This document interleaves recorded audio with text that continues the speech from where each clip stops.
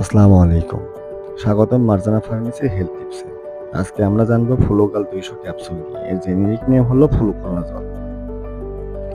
এই ওষুধ মূলত বিভিন্ন ধরনের ফাঙ্গাল বা ছত্রাক সংক্রমণের চিকিৎসায় ব্যবহার করা হয়। যেমন মুখের ক্যান্ডিডিয়াসিস, মহিলাদের যোনি সংক্রমণ, ত্বক ও নখের ফাঙ্গাল ইনফেকশন ইত্যাদিতে এটি বেশ কার্যকর। এছাড়াও শরীরের ভিতরে ছড়িয়ে পড়া ফাঙ্গাল ইনফেকশন প্রতিরোধে এটি ব্যবহৃত হয়ে থাকে। সাধারণত ডোজ রোগের ধরন ও অবস্থার উপর নির্ভর করে।